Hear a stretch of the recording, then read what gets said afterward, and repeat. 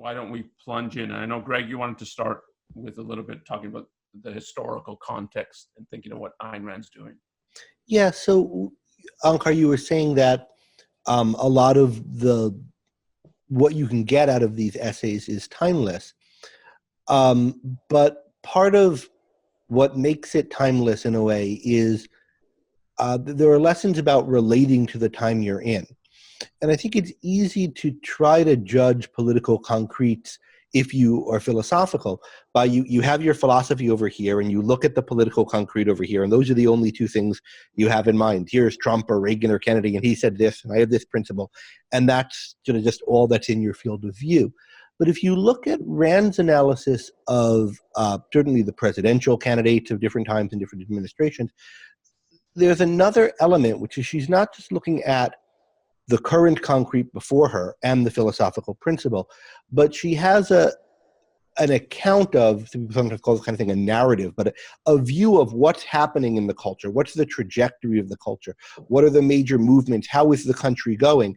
And she evaluates that in terms of the philosophy and uses that in her philosophical evaluation of it to look at the particular people, to see how do they fit into this trend. And that's how you get the meaning of this development. And I think that's something that's really important, because if you look at any candidate, you can find some things that are better about him and some things that are worse as judged by philosophical principles. There's a heap of concretes, and how do you know which ones are the ones that matter?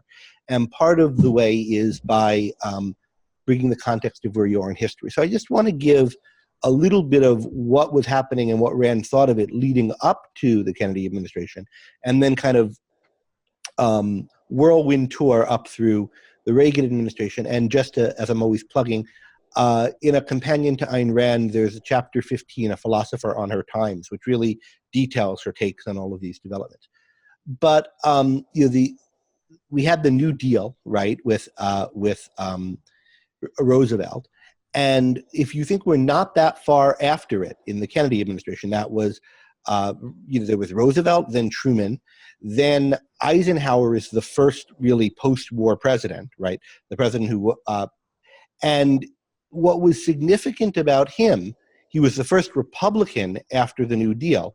And what was significant about him to Rand and to some other people in her orbit is he did not go against the New Deal, right? He didn't run on repealing the New Deal. And so Eisenhower represented, I think, really when Rand gave up on the Republicans. They were no longer even pretending to be an opposition party to the New Deal. So now, fast forward from that, and she didn't vote in the election, the Eisenhower election. So now jump forward, and we have the 1960 election, and now Kennedy is coming on the scene. He's the Democratic challenger, right? Nixon is the other candidate. And she writes a piece on JFK called JFK High Class Beatnik, where she starts previewing some of the themes that we're going to see in the Fascist New Frontier, that there's something fascistic about Kennedy. And she also has some uncomplimentary things to say about Nixon at this time, but clearly she's concerned about Kennedy. She starts writing her newsletter, the Objectivist newsletter, in 1962. Kennedy's now in office, right? And there's a whole slew of articles about what this administration is doing. And they're all adding up to, it's a power grab. There's something fascistic about this. And we could see a lot of that material is put together and summarized in this talk, The Fascist New Frontier. Of course, Kennedy is assassinated. He's succeeded by Lyndon Johnson. And what we get under Johnson, in her view, is a period where the same kinds of policies Kennedy advocated for are being put into effect, but without the kind of ideology behind it, and without the kind of agenda or plan or self-consciousness that she seems to have thought Kennedy had. And we'll talk about that when we talk about how Kennedy differs from other administrations. And so, but it's still very much a move towards fascism. And there are these articles, The New Fascism, Rule by Consensus, which is published in Capitalism, the Unknown Ideal, that summarizes this. Johnson, of course, is immediately, right, there's the 1964 election. Rand supports Goldwater. Goldwater loses in a landslide. But then 4 years later, Johnson's become tremendously unpopular.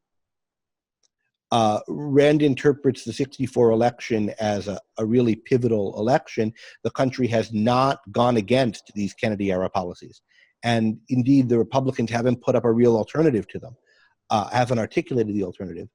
The country, though, re-elects Johnson, or elects Johnson, and but he quickly becomes very unpopular. The tide of the country turns against him, and she sees the 68 and especially the 72 elections, the two Nixon elections, as tremendously significant because they represent the country rejecting the left and rejecting this fascistic move that she sees on the left and that we'll talk more about.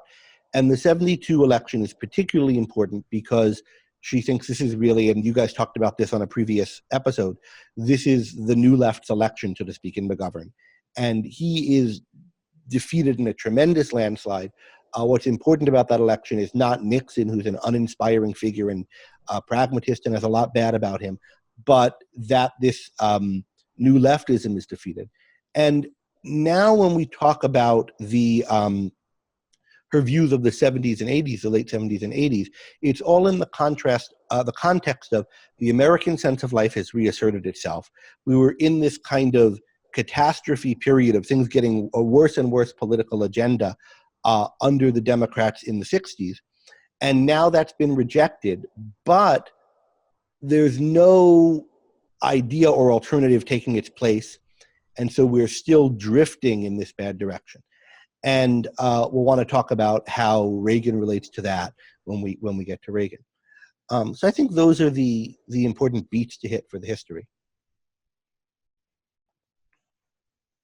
So I think we should talk, I might as well talk about these in order. First, talk about the Kennedy administration. And I think it's important, I know you want to talk about some of the comparisons to Hitler and the quoting of these things. I think it's important to get, when she's putting it into the category of fascism, that these are, when we're talking in the 60s, these are relatively recent regimes that they've risen to power, and they've risen to power in the, you might say, the more Western countries.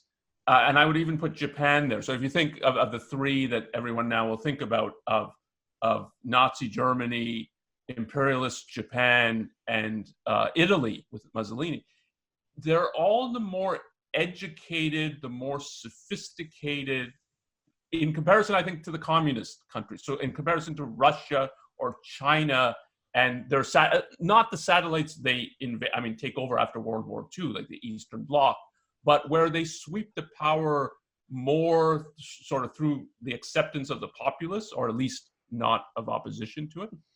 And that she's worried that she's seen the same signs in America. I think you have to have that as a context to be thinking about this, and that she thinks of communism and fascism as two variants on the same thing. And what they lead to in practice is essentially the same thing. They're dressed up in different kinds of ways. We could add that it's not just these three super famous fascist countries, right? There's Spain, the Ba'athist parties in all of the Arab countries. So fascism is a larger movement, and you shouldn't think, although she is doing quote comparisons to Nazis, that fascist means Hitler, right? There was a large-scale political movement in a lot of countries. Right, and that was attractive. I mean, that it was, you might think, I mean, people now will think, like, who voted for the Nazis? But you have to get that it was attractive to people, and they won elections, and they came into power, and that she's kind of signaling a warning sign about that. And I think one other context that's relevant, and what she would have experienced or did experience in regard to communism, is that Americans are ignorant and naive. I mean, that's the best characterization I think you could put. And she had an enormous amount of trouble publishing We the Living, and they said, you don't understand communism, this is not fair. So that's also a context when she knows that it's going to be a hard sell. And I think that's relevant to how she's arguing. You can see that sensibility on her part. Also, looking back some years earlier, if you read her testimony before the HUAC committee, where she's trying to explain what it's like to live under a dictatorship, and she's saying things like, "You can't understand who's grown up in a free country. It's very hard to explain to you, but I'll try." So before we look at the particular means she uses to draw this comparison, what are some of the respects in which she thinks what Kennedy stands for is fascistic? Just as a bit of rhetoric, in case anyone doesn't know, the New Frontier was Kennedy's slogan. He represented the New Frontier, like Obama was hope and change, and Trump is making America great again. So she's saying the fascist New Frontier. Kennedy's program is a new frontier. He's not telling us what frontier he wants us to cross. It's the frontier into fascism. Right, so that's the relevance of that language for anyone who isn't up on the rhetoric of the 60s. So what is it about what Kennedy's doing that is so bad and that's specifically fascistic? I mean, so she draws a lot of issues. I mean, I think one that that she singles out, that it's important that she's singling it out, is the issue of freedom of speech.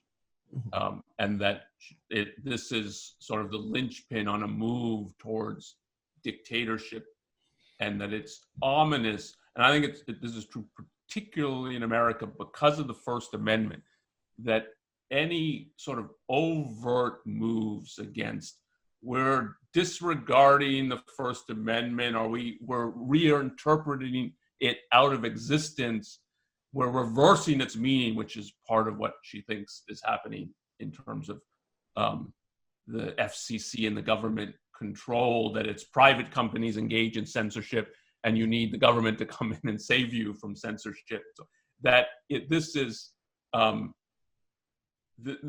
a big deal from her perspective, that they're making steps in regard to this.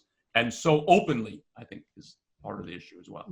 If one looks back to her, if one looks to her first article in the Objectivist newsletter, really her first three, but the first article is called "Choose Your Issues," and she talks about how to identify what the important issues at a given time are, and then she picks what she thinks are the two most important ones, and then she addresses them in her two next articles. One of them is antitrust, and the other is free speech, is censorship.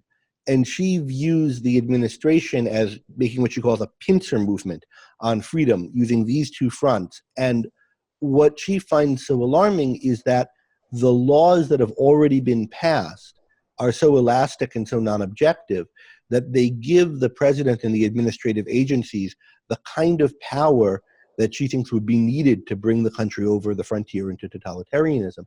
And in particular, she's concerned about the antitrust ability to break up large companies, about the FCC's ability to therefore censor media companies, and especially about what we were starting to see chatter of at that time, the combination of these two together. So we're going to use antitrust action against large publishers. We're going to use antitrust action against media conglomerates of various sorts to prevent someone who owns too many newspapers or too many radio stations from having his view overrepresented on them. And that's what she thought would really push us over the edge into fascism. That was the thing she was warning about. And of course, that issue is super timely today. Yeah. And and this is part of the issue of why she thinks of it as fascism, not socialism or communism, because it's nominal private ownership. So it's these private companies. Well, no, we're not taking you over. We're not nationalizing you, but we're going to intimidate you to toe the party line, and we're going to threaten it. So you don't even need to break them all up. You just have to threaten that we might break you guys up if you don't do X, Y, and Z. And this is often sort of behind the scenes. So it seems like you still have private enterprise and private companies, but it's all controlled by government. And that, she thought, that's telltale the way fascists operate, and not, we're just going to nationalize everything. Yeah, you can see an interesting variant of this today going on in the Democratic Party. There are the social democrats, the Bernie Sanders sorts, right? And then you have Elizabeth Warren trying to distance herself from them, saying, no, I'm pro-capitalism. And she's giving these speeches about how she's a capitalist. But what's her version of capitalism? It's we have heavy-handed regulators who can control all these things and make sure that the companies are serving what's really in the public interest. And it's again, a fascist kind of program. And of course, it's not limited to Warren, the particular, or to the left, the particular business of the media companies, in this case, social media companies, are too big. They're allegedly censoring people, and we have to have the Justice Department look into them for antitrust violation, is of course something the president is now tweeting. And I just read an article today that the Sessions Justice Department is actually starting to open some inquiries. Yeah. So we're seeing this kind of fascist move on both sides. So the difference between the socialism and the fascism, one part of the difference is well,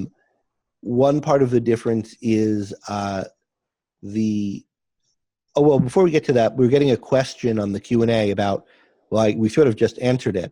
Any comment on Trump and his administration addressing the situation with Google and the social media company? Well, there's what we just said. I have one more thought. Maybe, Onkar, do you have anything you want to add on that? Well, there's a lot to say. So I think part of what is going on is it's just wider confusions about free speech. So he's able to cash in on all kinds of confusions about freedom of speech and what a private company should be able to do and not do. And I would really think of it as a cashing in, that if people had a better understanding of freedom of speech, it would be harder for him to tweet these kinds of things without too much repercussion. There is some pushback, I think, but not nearly as enough as there should be. One of the things Rand really excoriated the Kennedy administration for, and particularly this Newton M. Minow, who was the FCC chief under the Kennedy administration, was particularly blurring this line about what censorship is. And she thought it was reversing the meaning of the word censorship. So censorship means the government controls what you can and can't say. They're the only ones who can do it by force. And what Minow was claiming is that private companies that have editorial policies or advertisers that choose whether or not to advertise on a television station or something based on what programs are there are censoring the content, and therefore that the government has to come in to, quote, protect free speech. But the government coming in and taking charge of that from the private individuals who are running it is precisely what actual violation of free speech and censorship should be. And we see that rhetoric constantly today, that somehow Facebook or Twitter are a threat to free speech, are, quote, censoring people. And it's, I think, deeply mistaken and deeply wrong. And frankly, for the people who are doing it, a looter mentality. These companies just came into existence recently. They've created platforms on which a tremendous amount of exchange of ideas is possible, basically for free. There's never been a time when fringe or voices that are out of political power were easier to be heard. I mean, God knows how many people are going to hear this, and we've done things that were heard by tons of people. We never could have done this before. And likewise for all kinds of groups on every kind of ideological fringe in every place. It is not the case that where free speech is harder to do now than it was, because of these companies 10, 20 years ago. And there are really difficult questions if you're running a service like this, what your terms of service should be, what kind of content you want to have on, if hoaxes and dangerous things and slander and libel are spreading on your platform, what do you do about it? It's not the case that what gets shared on these platforms and propagates is random. It's always been based on algorithms that favor certain kinds of content over others and, favor certain kinds of engagement over others. And if the companies are thinking about what kind of community do we want, how can we tweak that, that's something that they have to be thinking about. And certainly some of them are going to make some wrong decisions, and they've made some that I think are ill-considered, and certainly the cultures in some of these companies skew very left politically. And so there's every reason to be concerned about what decisions they'll make and to want to advocate for better ones. But the idea that if they switch their terms to some that are less favorable to spreading your particular political opinion, that they're censoring you, as opposed to just not giving you as great a boon for free as they were 2 days ago, is an entitled and looter-like mentality, in my view. And let me say one, because I'm going to write about this issue, or some aspects of this issue. And I think it's important to get, so the question was about Trump. I think this is true of any government official with power. When they threaten this kind of thing, it is already the violation of freedom of speech. So it's not, they're threatening to violate it. The threat itself is a violation. And in regard to companies like Facebook and Google, and then tweaking their algorithms now and you don't know if they're doing it. This is sort of setting their business policy and their values, or they're doing it because government officials are putting pressure on them and they're hinting at, well, if you don't do it and you don't do it like this, maybe we're going to launch an antitrust investigation. So, and you can't figure out from the outside now what is being done as private actors and what is being done because they're being threatened. And I think it's often hard for the companies to know, why are we doing this? And that's a violation of their freedom of speech already. Yeah. One thing that Rand talks about, broadening out now from freedom of speech to her view of the authoritarianism of the Kennedy administration, is there's the attempt to create fear among business leaders, the singling out of particular industries and particular businesses by name. The Kennedy was effectively trying to order around the steel industry, and I think we see that now with both Trump and the Democrats in Congress, and Obama was doing it before, but I think we see an escalating amount of that. There's a really, so we see all of that, and then what makes it particularly fascist in the Kennedy period is that, coupled to this view of strong leadership, a fetishization of strong individual leadership. So there's someone who can, he's the guy who can, get us through this, a kind of cult of personality around a leader, and he can call the shots and say what the different companies should do. And she has several essays on that and discusses it in the Fascist New Frontier. There's also the essay, I have to pronounce French to say this and I'm awful out of it, the National Interest, C'est Moi, about Kennedy's haranguing of the steel industry. And it's, I mean, I can remember, I can't tell quite of young people today what their knowledge and attitude towards JFK is, but I can remember when I was in high school, I mean, he was lionized as, oh my God, if we could just go back in time and have JFK as president. It was basically, he did nothing wrong. He was the ideal president. And when you actually learn about many of the things he did, including the kind of corruption that surrounded the administration and that was knowingly covered up by journalists, it is really shocking that it had this, I mean, you can really get a flavor of what the cult of personality, what that meant and how ominous it was. I mean, that was added to, we should say, in fairness, but by the fact that he was killed fairly early, and one remembers the dead more fondly. But that definitely was a big element of it, and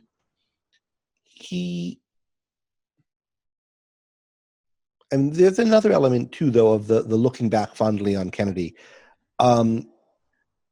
There's a respect, very limited respect, in which Rand even looks back fondly on him. In some of her later pieces, she'll later say things like, I forget what word she used, but you could have some respect for, you could enjoy fighting against Kennedy and Minow, as bad as they were. They were intellectual in a way that past administrations, subsequent administrations, Johnson, Nixon, Carter, were not. And I think she thought Reagan was a big dip down further in that. And now I can't even imagine what she'd say about the level of intellectuality. So there is a sense of intellectuality or dignity or high-mindedness associated with Kennedy, which is I think there's a genuine difference there afterwards, and we'll move to talking about that. One thing I did want to mention, though, on the content of fascism, one thing that she does point out, which I think is that fascist rhetoric involves extolling sacrifice for the nation, right? And Kennedy's rhetoric is fascistic, both in the fetishization of a leader, but also in that it's not promising greater material comforts. It's saying things like, you are too concerned with your material comforts and so forth. And you shouldn't be. You should ask not what your country could do for you, but what you could do for your country. And I think that slogan he's remembered for, I think, is important. Yes. So we see a lot of that kind of fascistic rhetoric, I think, still on the left today. I think John McCain's campaign for president was all about that kind of rhetoric, right? Country first. And you see that being remembered now as people are lionizing McCain, who just died. That, I think, is a disanalogy in a way to the Trump administration. The Trump administration does talk about vaguely defined national greatness, right? Which is something Rand identifies as a fascist call phrase. But he's also, what he means by making America great again, whenever he spells it out, includes you'll be richer. So he's not sacrifice your comfort for the good of the nation. And I think that's a significant difference. Mm-hmm. Okay, so those, I think, were the points about the JFK's content. Should we move to the issue about the approach to ideas? Yeah. I mean, we've talked a bit about that, but yeah. Yeah, we've raised it a little, but I think there's, I've jostled my camera. I think there's more to say about it and why Kennedy marks a turning point in Rand's view. She describes later Kennedy's administration as the last ideological administration, the last intellectual administration. And sometimes she describes it as anti-ideological. And the idea is that Kennedy's administration has an ideology, has a program that they hold in abstract terms of what they're doing, and they have a means of accomplishing it in abstract terms. But then the content of their ideas is to undercut ideas. And in particular, they're trying to undercut, Rand thinks, the kinds of political philosophy concepts by which you would tell the difference between freedom and statism. So this attempting to distort and change the meaning of the term censorship and free speech is one important example of it. But also, she goes on at length, both in this early speech about Kennedy's campaign, article about Kennedy's campaign announcement, JFK High Class Beatnik, and then again in the Fascist New Frontier, about Kennedy's attack on ideas. And she'll say he'll use all these derogatory terms to refer to abstract principles. The labels of the past are no longer, and the slogans and the dogmas, but the kind of things he's trying to undermine is someone who'd say there's a difference between capitalism and statism, or capitalism and communism. What he's trying to undermine, and succeeded in undermining in this case, is, do we want our medical system to be free or socialized? And it's through Kennedy, and it happened in Johnson, that America got socialized medicine. Except we don't call it that, we call it Medicare. But it's socialized medicine for the people who need most of the medicine, old people, right? But it never got debated as, should we have socialized medicine or not? It got, that whole issue, whether you're for freedom or government control, got obscured and put out of it. And it's just, how should old people's medicine be paid for? And it's this campaign of undermining thinking in principle that she saw as distinctive to Kennedy.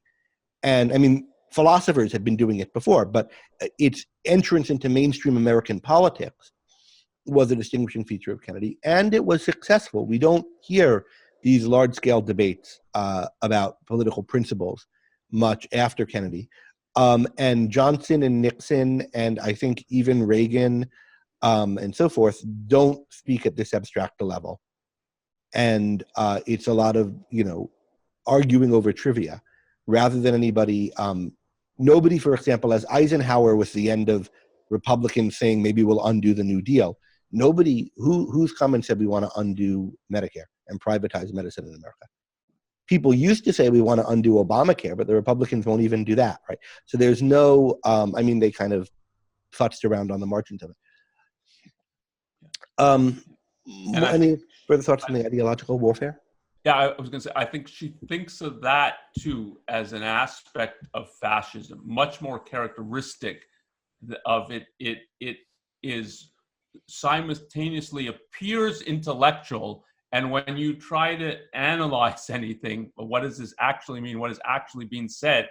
It's a mess of contradictions, vague generalizations that is meant to put something over on you. As against, if you think about socialism, communism, is we're going to nationalize everything, and it's going to be glory here on earth if we do that, and so on. But it was clearer what the program and is in comparison to fascism. And it's again the issue of you're nominally going to have all your rights, but they're going to be controlled and dictated actually from the government. And for that to really work, nothing can be very clear. There can't be any clear lines of what this is private and that is public, and so that kind of obfuscation, I think she thinks of as that is another element of the fascism in the administration. There's a muddying of the waters to make them appear deep, as I think is the Nietzsche line. But it's true, and it's true of pragmatism when it's functioning as a complex philosophical theory. Yeah. And I think Kennedy was a pragmatist in that sense. Someone who is a principled, thoughtful, intellectual opponent of principle and trying to tear down a principle. And subsequent presidents, LBJ, Nixon, and so forth, were pragmatists, but in a non-ideological sense. They weren't people who were thoughtful and aware of the issue of principles and trying to undermine them. They were people who didn't think in a principled way and thought short-term about what worked. And I think subsequent presidents are even a further step down that progression. Okay, so from that, is it time to turn to Reagan? Yeah, I was just going to say, maybe we just pause here if there's any questions about what we've been talking about in regard to Kennedy, or something else that came up in what she talked about in regard to Kennedy before we moved to Reagan. Let's do that. I don't know if the questions might have even been coming in. We have Ben monitoring the question channels, I think. Doesn't look like it. Yeah.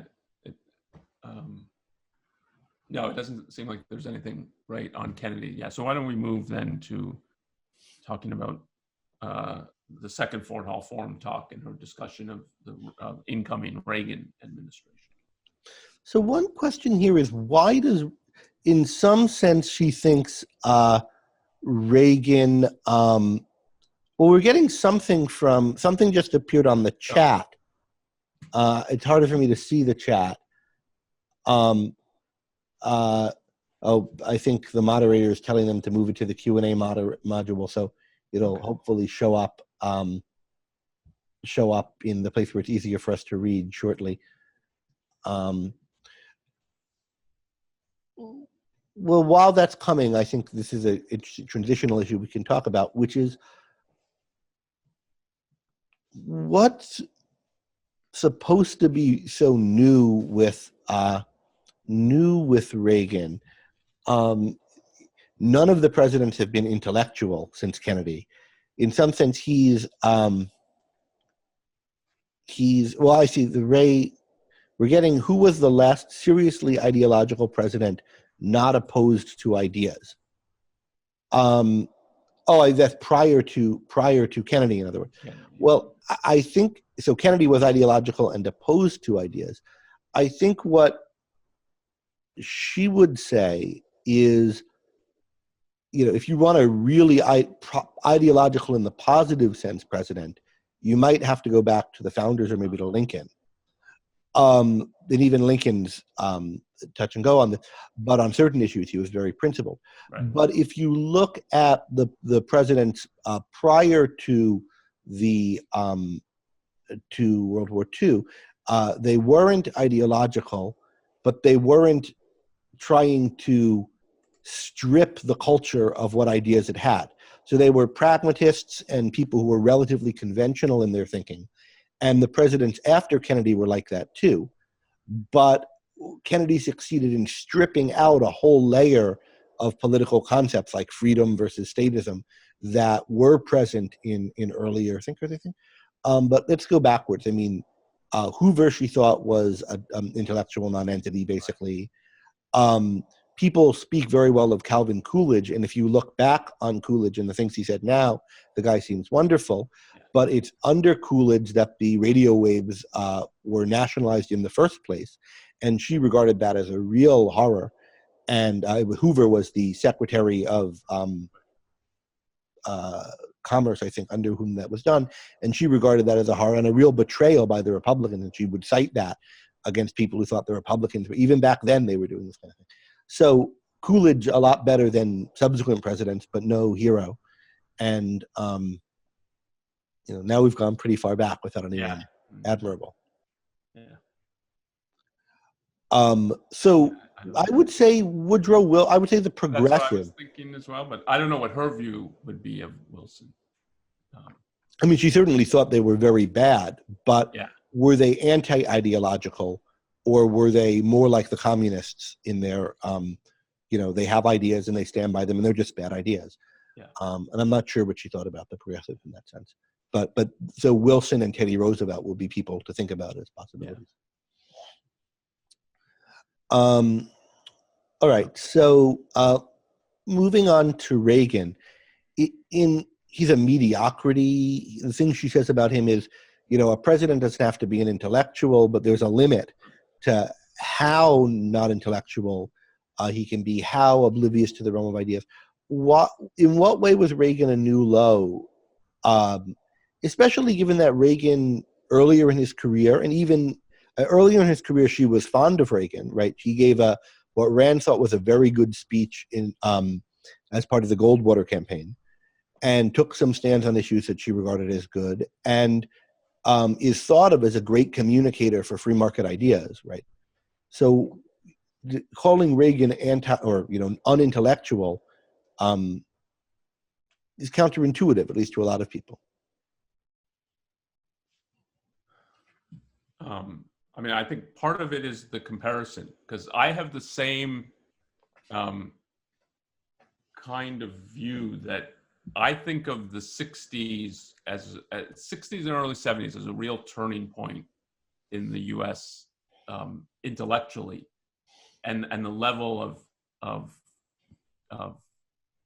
discussion and communication, and how intellectual or not it is. But I've in the last year or so been watching, sometimes rewatching, but mostly watching things from the 60s, and in comparison to now, they're surprisingly intellectual, articulate. There's lengthy conversations that it's hard to imagine occurring today, particularly when it's kind of more mainstream outlets. I think some of that occurs, but it's in the wider discussion of ideas today than in what people would think as mainstream media. So I think that's part of it. But I think the way that he panders from her viewpoint, but I think I certainly agree with the way that he pandered to religion and which religious elements.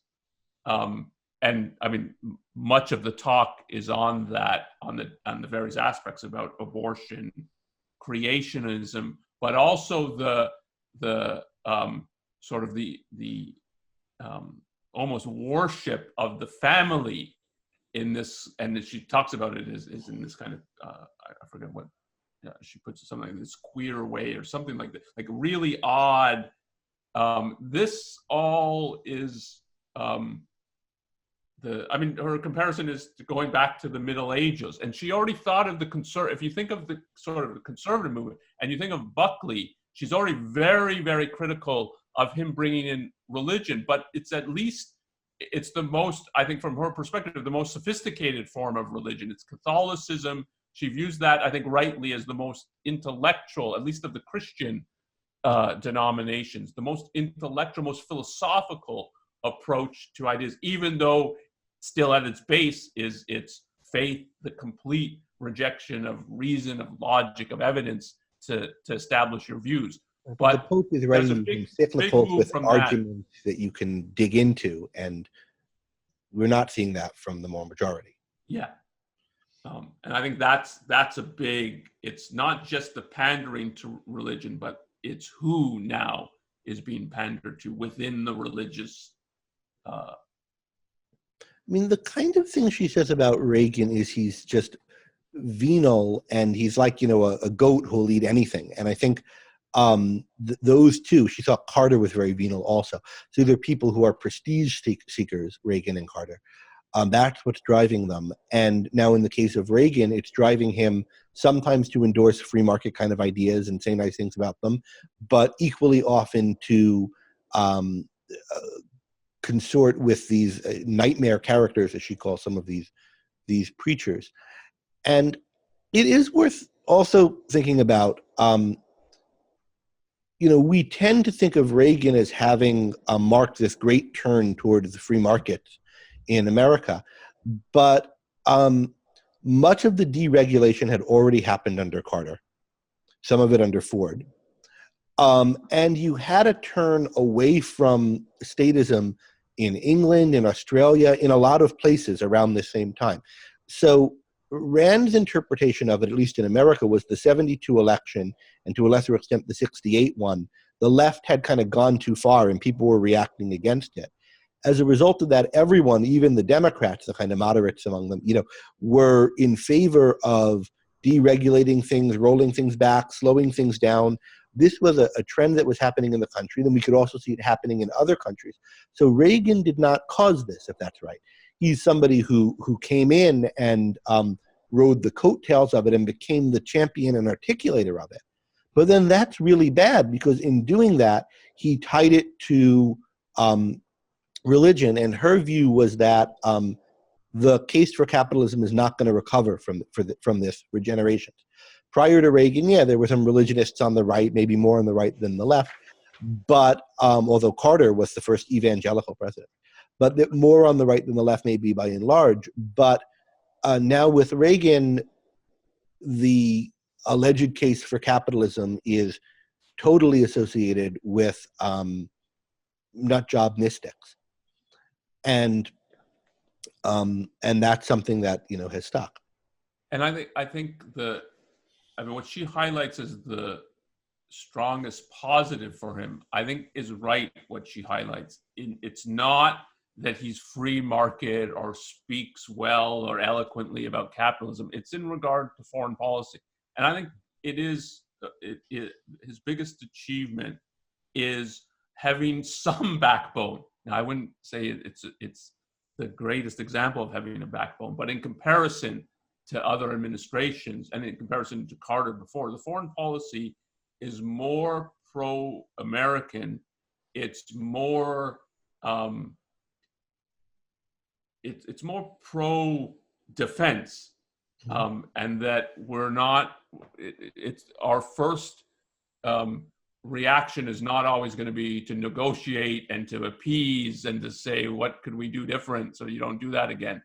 But even there, and I think this is, in getting her view, it's not just, it's certainly, she puts it as it's a long range, this is going to be a disaster. But I don't think her view of the long range is everything short range goes swimmingly, and then all of a sudden you hit the long range and everything collapses. So in regard to foreign policy, in dealing with the Soviet bloc, he's better than I think the way many dealt with the Soviet bloc.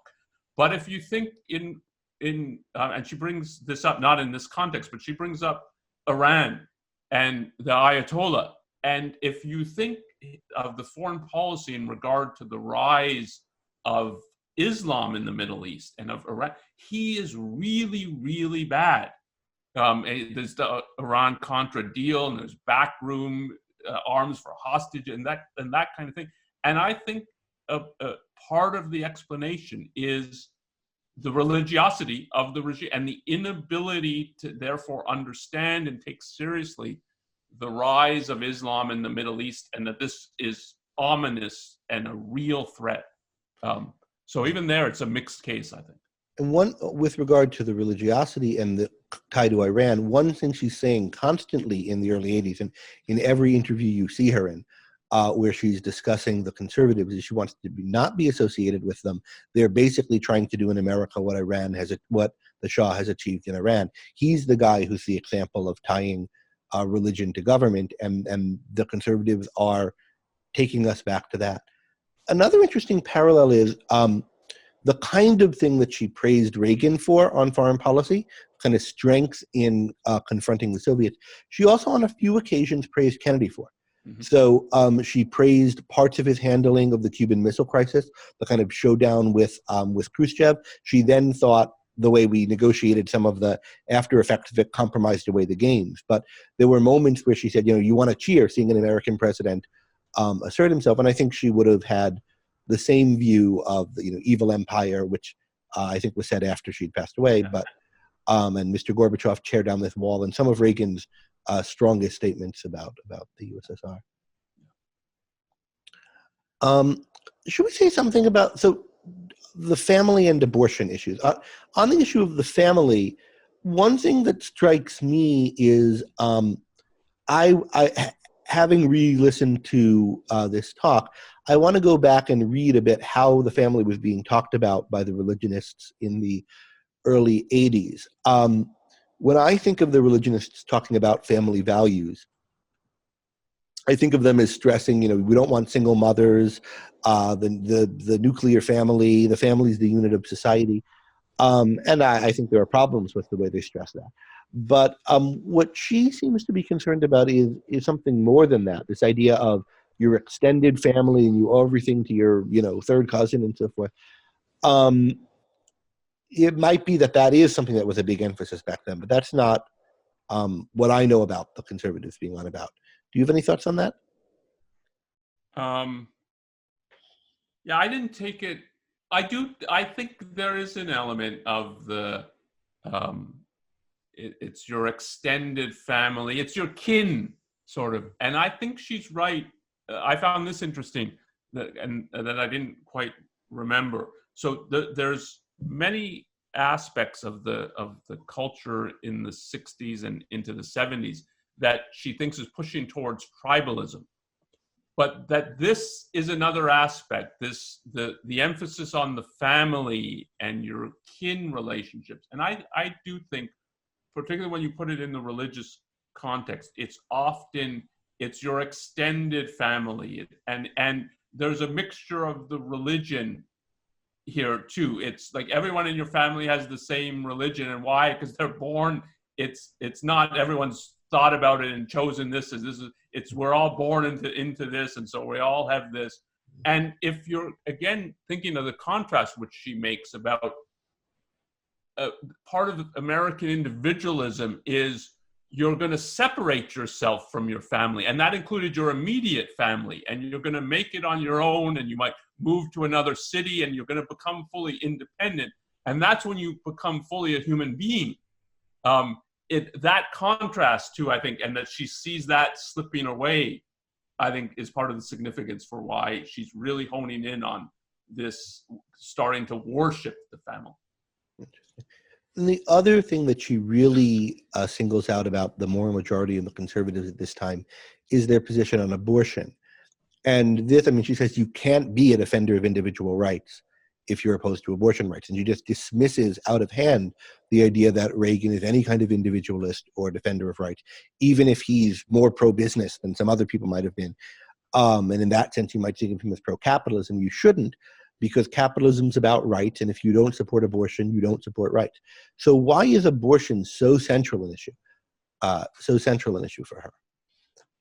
I have some thoughts on this, and I know Ben's writing on this. Do you have anything you want to share?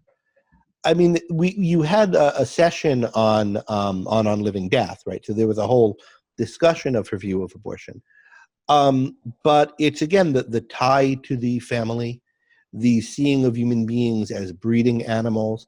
And I think abortion really brings in two things: the extent to which you have control over your life as a whole. Because if you're saddled into having children when you don't want them, you're not in control of the course of your life as a whole. And then connected to that, do you see value in sex?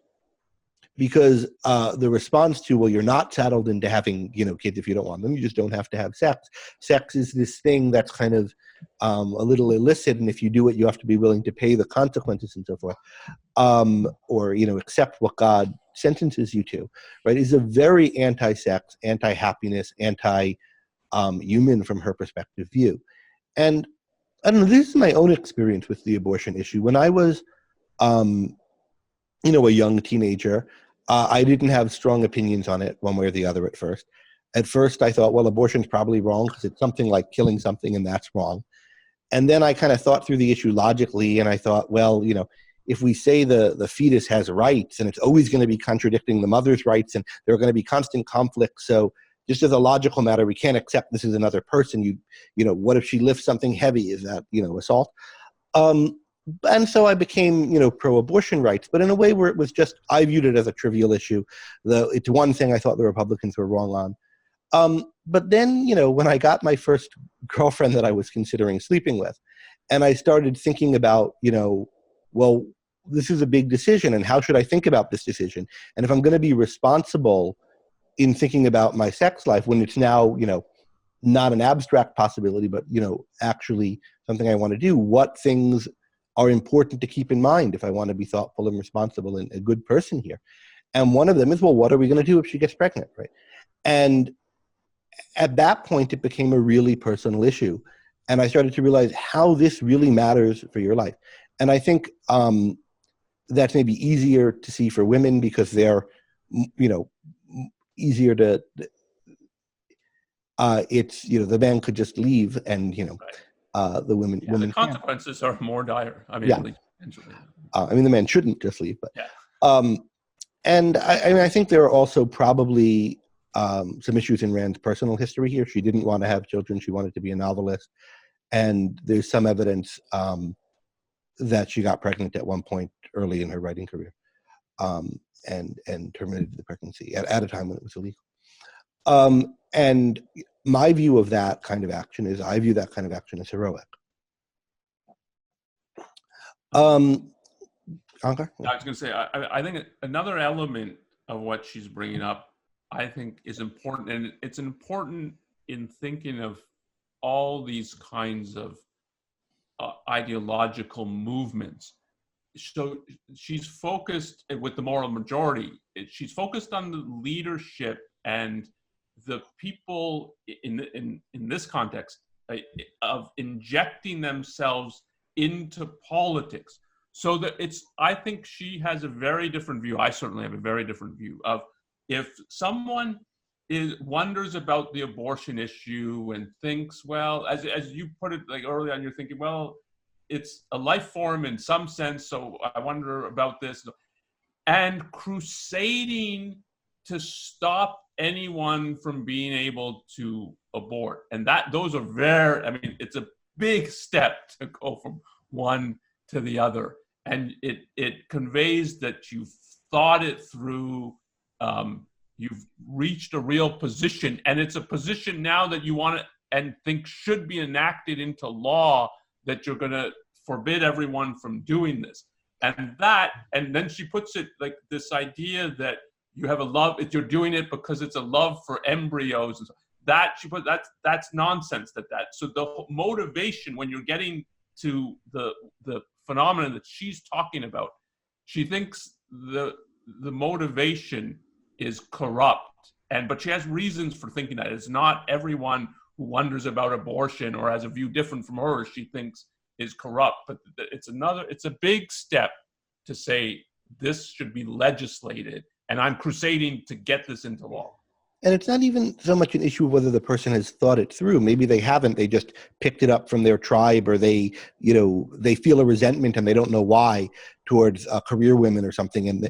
But however thought through or not it is, this is what animates and drives you.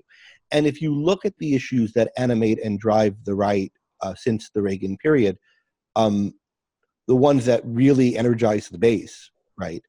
Abortion, anti-gay marriage, these are some of the biggest issues. Not always. Opposition to Obamacare was a big one too, but there's a lot, and there are people whose whole political career, they got into politics to fight abortion. And so what these people are about is wanting to tie sex to pregnancy, and they would say it's about life, but what their conception of life is a heartbeat. It's got human DNA, not someone who's pursuing values, setting his direction in life, making choices, living by the guidance of his mind.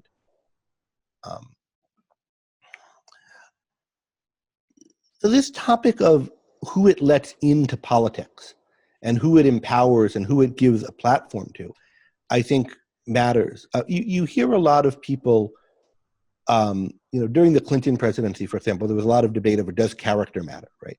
And now in the Trump presidency, or, is it only his policies? If you like his policies, but you think he's Right. a really creepy guy, where should you stand? And now with Trump, we have a lot of the same kind of debate, but not only about character, but about rhetoric. Is the fact that he speaks this way and he tweets this way and he associates with people like Alex Jones, does that kind of thing matter? And what is your sense, or my sense is that Rand's view is that kind of thing does matter a lot and matters at least as much as policies, specific policies on the kinds of things where current politicians differ. Because of this anti-intellectual or non-intellectual atmosphere, on the normal policy issues, the people don't differ that much. It's not like, Trump is really deregulating or the Republicans are really deregulating. They're having certain regulations enforced a bit less. They're not even doing what Carter and Reagan did, which is having the Congress repealing whole regulations.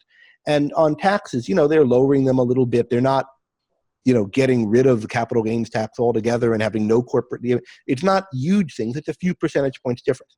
So those are what the policy debates are. But the debates about how we think about politics, about what kind of things we give admission into the public sphere, about what kind of things get consideration when you're talking about politics, and which ones are dismissed as crackpot and fringe views, right? Those have a really big influence on the trajectory of the country long range going forward. And that's the kind of thing that Rand was really privileging. I think is super important when she was saying the problem with Reagan is the tying of capitalism to religion. And the problem with Reagan is allowing these kinds of creatures, these kind of tent revival, in effect, preachers who are always on the fringe of societies, letting them to crawl out into daylight and be on a national stage as political figures. And if we're talking about the current relevance of that, I mean, the tinfoil hat type of Alex Jones conspiracy theory stuff now being part of the national mainstream discussion, not something some crazies think, but the president is tweeting about unsupported allegations. Maybe Ted Cruz's father helped kill JFK. Alex Jones is a great guy. Alex Jones thinks that, all these school shootings are staged and put on. The elevating of these people, in my view, it's like lobotomizing the country, that this is now part of the discussion. It's a horror. And it's, I think, at a greater scale, the kind of horror Rand experienced with the moral majority in Reagan. In my view, the birtherism and the praising Alex Jones, there's no policy a president could have that I think could make him acceptable to vote for in my book, doing that. Even if he wanted to get rid of all the taxes, what it would do to the country to have that kind of a person even be a major party candidate long term, I think is just too detrimental. And I think and I think part of the context is she's very sensitive and very perceptive about progressions, both of how things improve and how things devolve and disintegrate.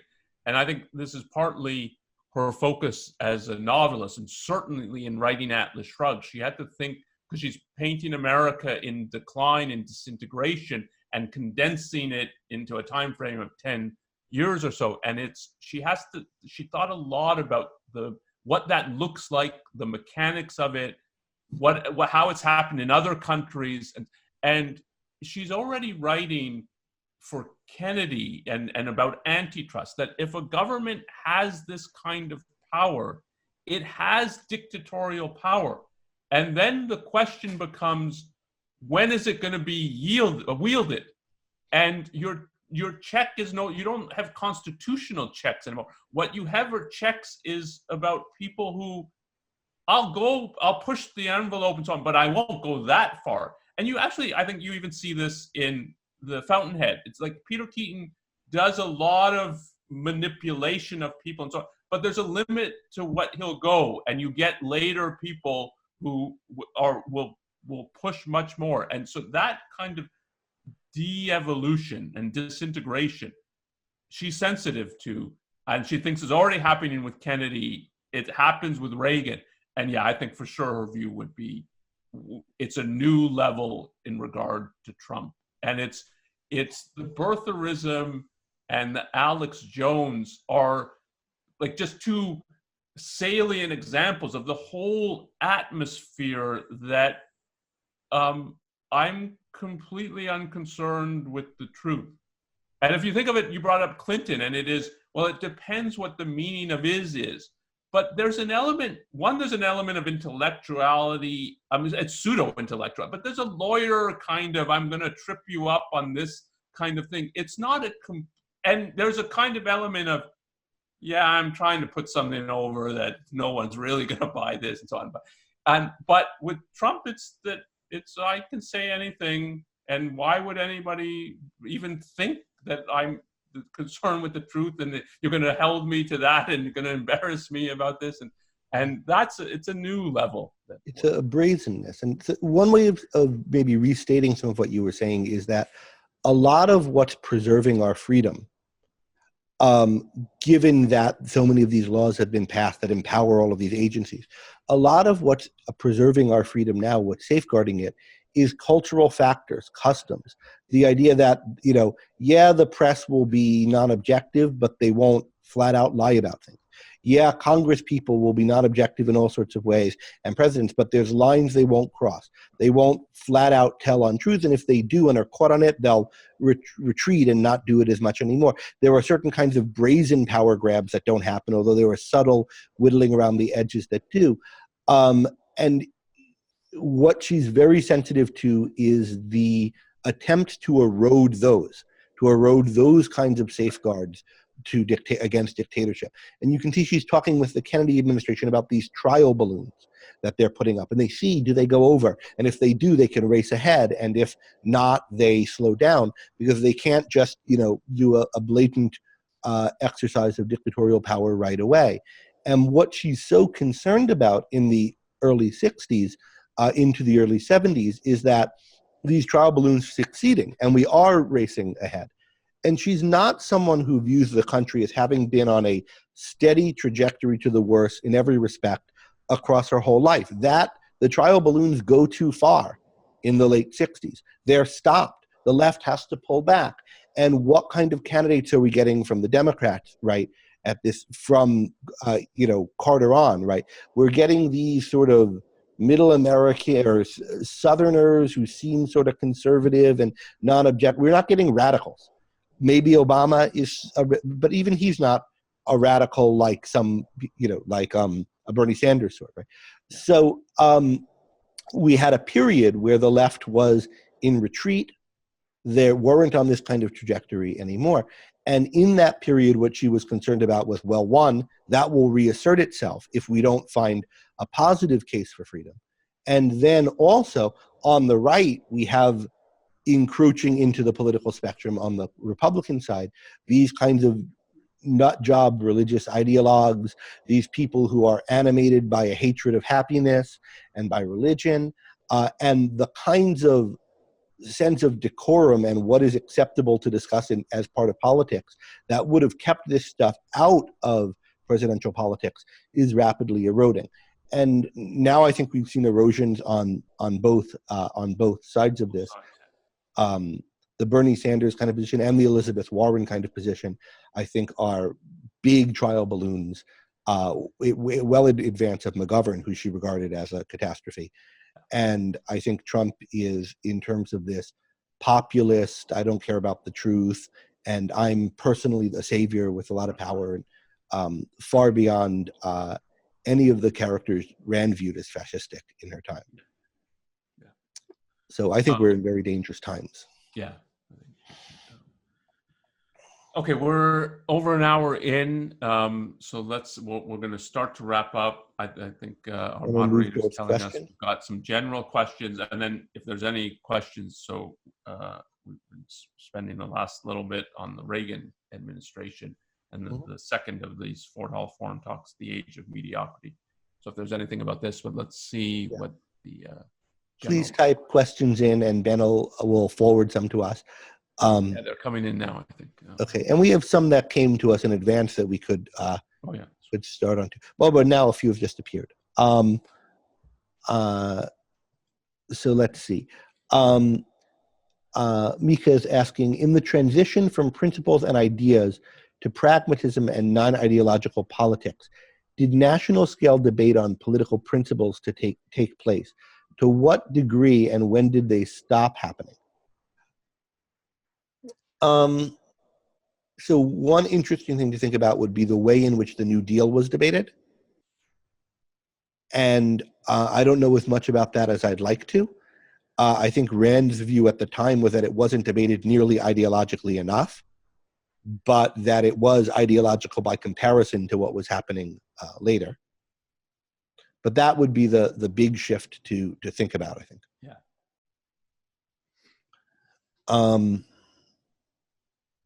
And these things, again, don't start or stop happening all at once, right? So Kennedy would have been, at least in Rand's view, was a big shift in this. There would have been others, and I think Eisenhower was an important shift, and there would have been some others. So Paul says he finds it difficult to talk to many Republicans on censorship. You can clearly see their eyes and body language that they acknowledge giving government control of ideas leads to massive destruction, yet they want it for fairness. They become incredibly evasive and dishonest at that point. It's not that they don't know the objection is valid, it's that they don't want to be valid, so they evade, lie, rationalize. I find it's impossible to reason with them. Any comment or remedy? It's tough just to walk away given the significance of the issue. Onkar, any thoughts on that? So the start of it talked to many Republicans. I mean, both Republicans and Democrats are huge groups that I think it's important not to overgeneralize about them. So I've met Republicans who you can have real conversations with, even when you're disagreeing with them. I've met Democrats like that, so I don't think it all on the issue of Democrats is they're all beyond reason or beyond argumentation.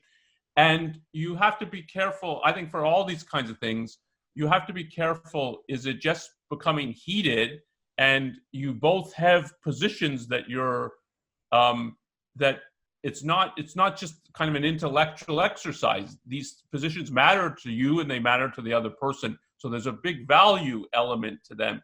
And the fact that it can become heated, people can become defensive in the conversation.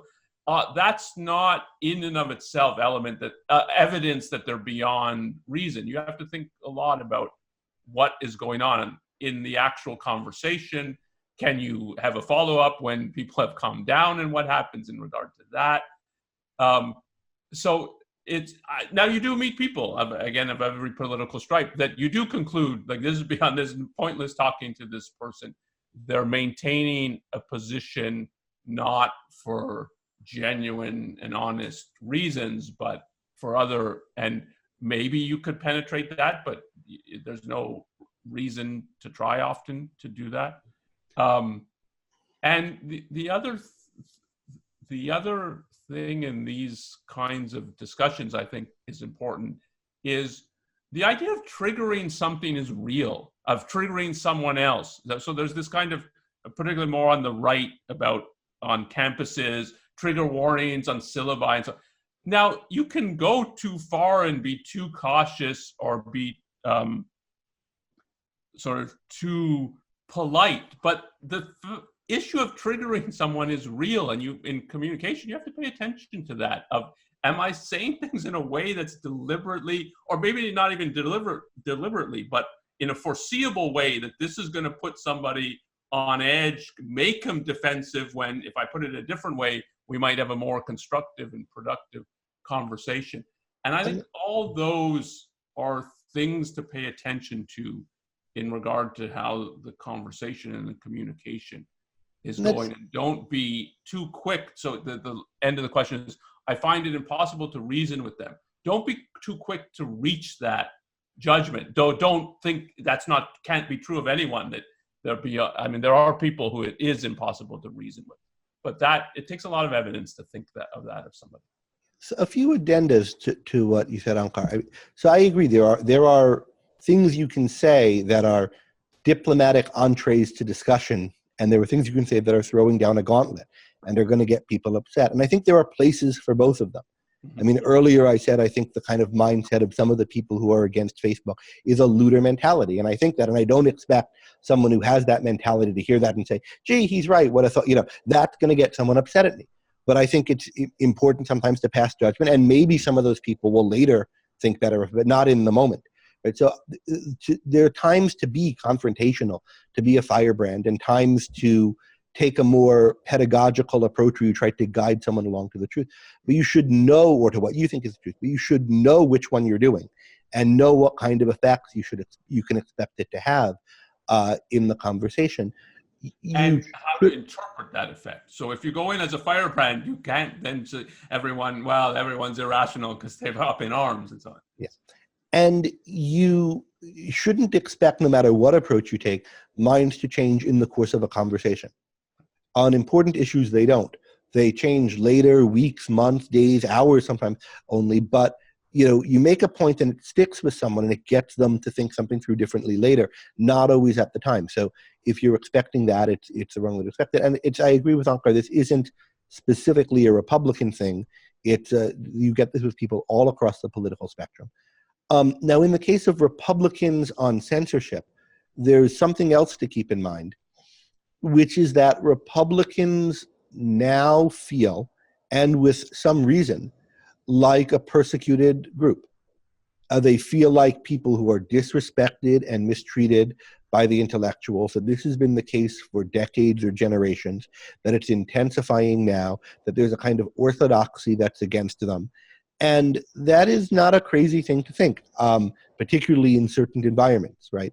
Where every conservative president or candidate is, likened to a racist and a fascist, and no matter how innocuous his views are, some of the things that were said about Mitt Romney were ridiculous, and people have memories of that, right? And they have memories of an academic culture that's closed to them, of certain institutions where they're discriminated against, and it's true that they are, right? So there's when you feel like you're the victim of discrimination, when you feel it correctly or incorrectly, and Republicans feel it both ways in a lot of contexts, but a lot of the time correctly, there's a tendency to close ranks and to want to be defensive and to get tribal.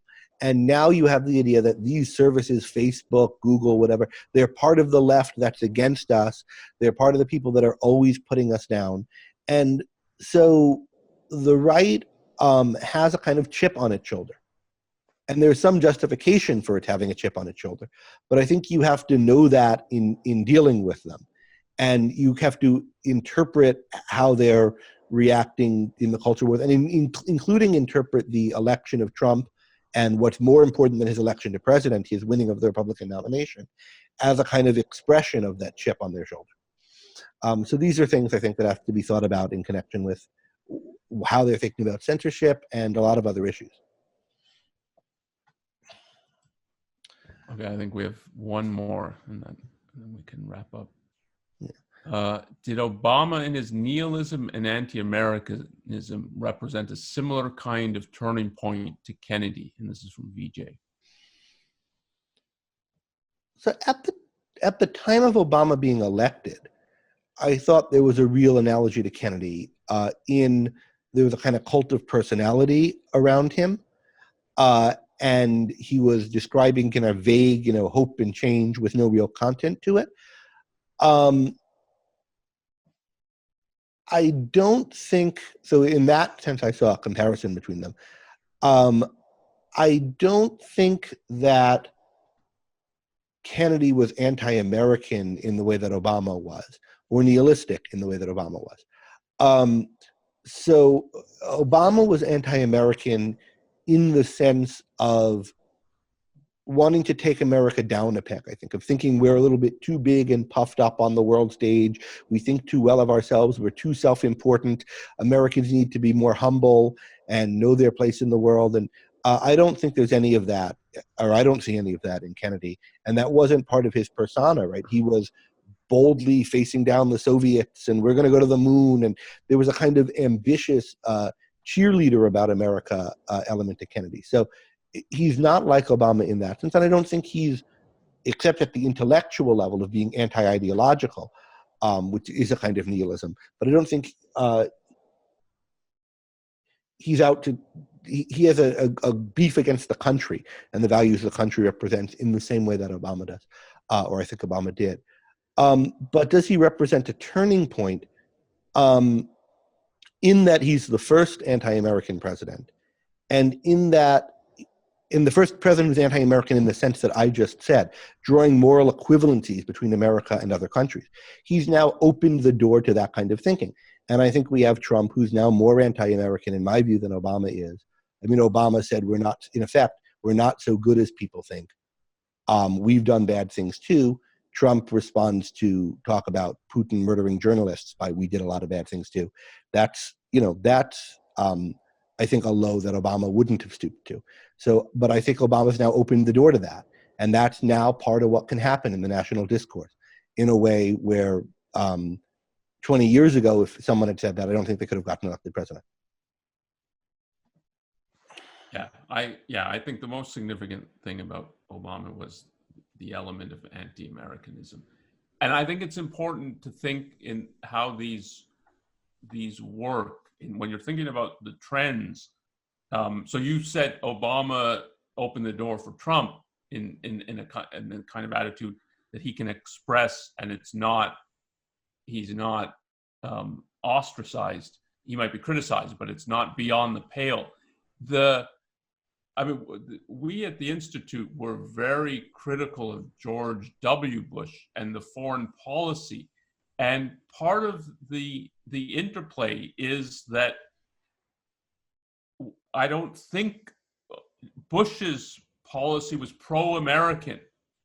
And it opens the door for Obama to say, well, our foreign policy is wrong. We've got to change it, and we've got to change it dramatically. And to have Americans who I think are pro-American think, yeah, there's something right about that. We have to do this. And it makes possible that he can go on an apology tour, as it was put at the time, and I think rightly put, about this. And that wouldn't have been possible if you had someone who had a decent foreign policy instead of George W. Bush after 9/11, if you had a policy that was genuinely pro-American, it wouldn't have been as easy for Obama to have done what he did. Yeah, so you have to see these things as progressions, and we might be wrong, so let's separate out the point of, you have to think about politics in terms of what the progression is. How is the culture shifting? And then we have certain views about how that happened. Ayn Rand had certain views about how that happened in her time. Was she right? Are we right in our views of that? And are we right in our views of what's happened since? So two messages that should come from this is, one, what our particular views of what the culture is doing is. But more important than that is that that's something one needs to be thinking about in assessing a political economy, and not just lists of this guy did these things that are good and these things that are bad, and you don't know which to pick as important. Do we want to say anything about any of the other questions that are coming up, or any of the ones that we got ahead of time? Well, we don't have much time left, so I think one more question we should do. I'll leave it to you if you want to take one of the ones we got. We probably should take one that we got earlier, because otherwise, why did we ask? Yeah, that's true. So, well, let's do the kids one, because it comes up specifically in relation to this talk, and we haven't addressed it really. So, Carl, acquaintance of ours, a friend who's a young father also, should note, asks about the line in, I guess it's in the Q&A for Age of Mediocrity, where Rand says that having a child is a sacrifice. And then she later says, it could be okay for some people to do it if they know what they want out of life. And so the question is it a sacrifice in her view to have kids? I think she was not saying... It's in the actual talk. It's not in the Q&A. Is it in the talk? Okay. Yeah. So do you want to quote the line if you have it near to hand? There is nothing wrong in having children if both parents choose it consciously, if they regard parenthood as a value. Now that's added, that's not in the recording, and know what they are doing. And then uh,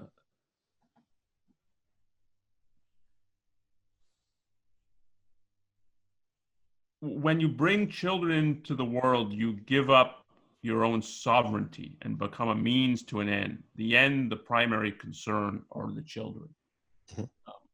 And she talks about sacrifice. Maybe it's also in the Q&A that it's. It's interesting that the line about being a value is inserted there. We should say when he says it's inserted, she delivered the talk and then she published the talk and she made some edits before publishing. So it's not someone else who inserted it. She inserted it before. I guess it was published in the Objectivist Forum. So that line about giving up your own sovereignty is interesting. I mean, when you have a child, you undertake a tremendous responsibility to the child. There are other ways in which you can undertake tremendous responsibilities, right? In which now you have to do something or care about something, or you have an obligation to something going forward. If you take out a huge loan, for example, so a child's not the only one, but it's the greatest. And you are therefore not free to change your mind about certain things that you would have been if you hadn't had the child, right? You can change your job, but you can't not be a father anymore or a mother anymore. I guess you could put it up for adoption, but even then you have a responsibility to find someone suitable and not do it lightly and so forth. So it's a tremendous responsibility. And I think the point is that is a responsibility that has to be taken. You have to think that having the kid is a value commensurate to the responsibility that's involved in it, and have been thoughtful about that and think, including about how that fits into your own life. And too many people have children thoughtlessly, either because they just find themselves pregnant and they don't think about, should I keep it or not? I recognize that they don't have to. Or because they try to get pregnant, but they do it because that's just what you're supposed to do.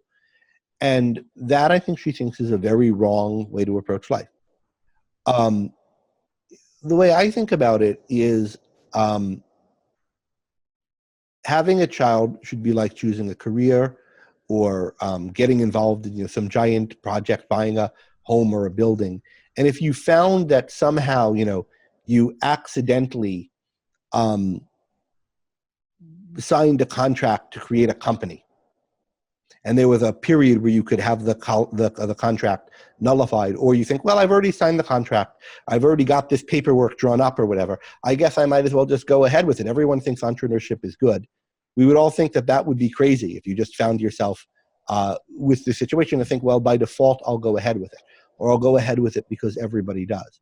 And I think having a child should be like that. If you find yourself pregnant, or a couple, the woman finds herself pregnant, in a situation where you weren't intending to have a kid already, I think the odds are that you shouldn't have it, right? Now, it might be that this is the thing that prompts you to realize you really want one. Like if someone offers you a job you never thought you could have before, you think, wow, and you think about it and think, yes, that's what I want. But it shouldn't be a casual thing or a thing you're just occasioned to do. It should be something that this is an important thing you want in your life. You understand why you do, and you've thought a lot about how it fits into with the rest of your values and about how serious that commitment is. And if you've done that, then I don't think it's a sacrifice. I think it's pursuing a value. But I think a lot of parents don't approach parenting that way.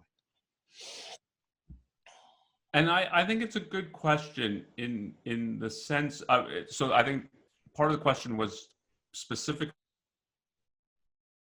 Hello, Onkar has, in my view of this, frozen.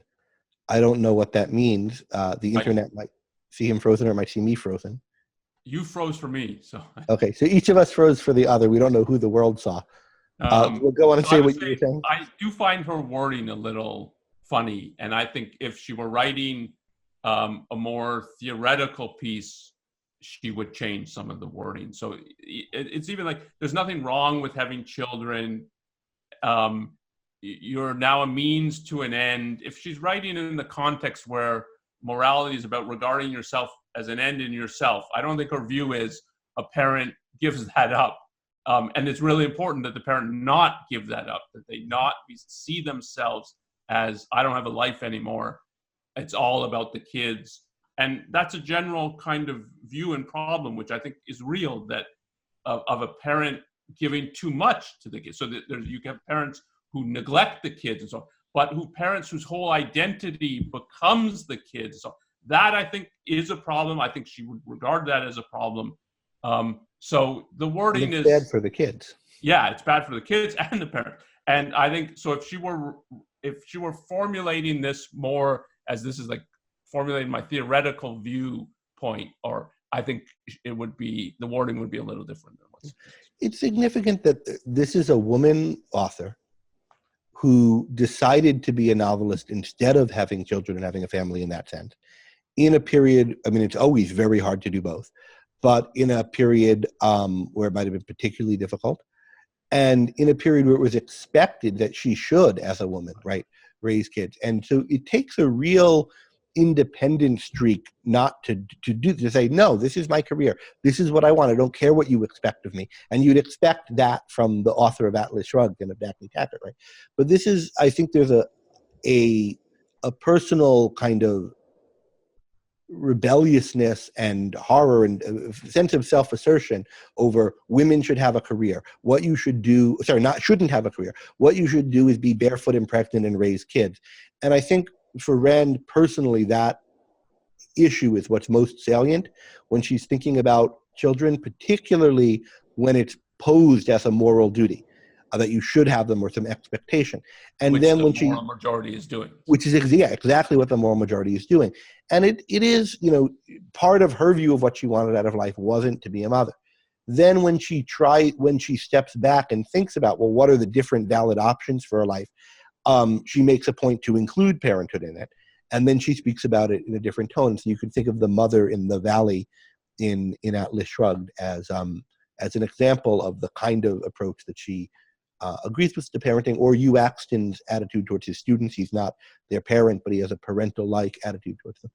And I'll say myself, I don't have children yet, but I want them, or I want one child anyway. And I've thought a lot about that in these kinds of terms. And it's a very personal decision. It's like the decision to get married or to pursue a certain career path, and it has to be thought of like that, not as just here's what you're meant to do. We've reached, actually we're 1 minute past our limit, so we should draw a close here, or draw a line here. So thanks, Greg, and thanks everyone for attending. So this was, as I said at the start, the last in the series of when we're talking about these Ford Hall Forum talks that Ayn Rand gave, but we'll be in touch about further webinars. And as I said, the next one will be on political philosophy. The next series. I'm looking forward to that. Okay. Thanks everyone. Bye-bye.